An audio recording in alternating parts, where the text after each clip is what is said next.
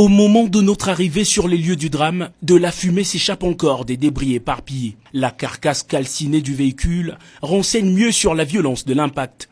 Les premiers témoignages sur place renseignent un excès de vitesse et une défaillance de frein du bus surchargé de passagers et marchandises.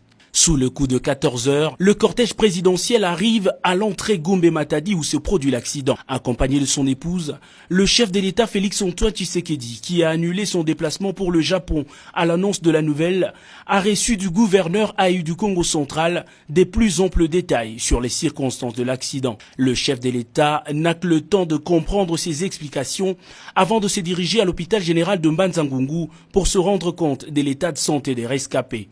Ils sont au total 19 à avoir survécu, dont 3 dans un état critique. Parmi eux, le chauffeur titulaire du bus qui a cédé le volant à son second, ce dernier décédé sur les coups.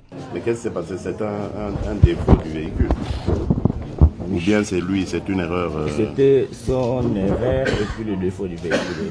C'est-à-dire quoi son erreur? Quand on est en train de monter la montagne de Mbadjangoum, en arrivant au sommet, il a remarqué qu'il y avait chute de l'air. Il aurait dû s'arrêter ou soit prendre directement la première. Pour le frein moteur. Oui, le frein moteur. Il n'a pas actionné ça. Lui avait minimisé ça.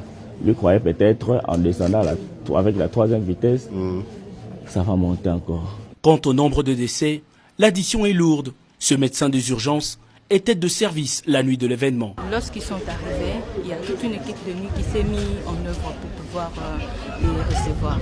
Ce sont des polytraumatisés avec multiples fractures ouvertes, du fémur, du tibia et l'autre présente un tableau d'hémothorax. Il y a eu une trentaine de corps qu'on a dû reconstituer qui sont pratiquement à la mort, complètement cassés.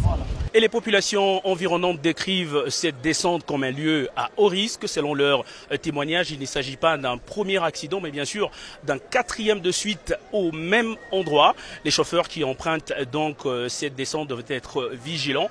A priori, vérifier la qualité de frein, mais aussi rouler à une vitesse comme indiqué. Félix-Antoine Tshisekedi a sur le champ ordonné le transfert par clinique mobile des blessés vers l'hôpital du Cinquantenaire à Kinshasa pour de soins appropriés.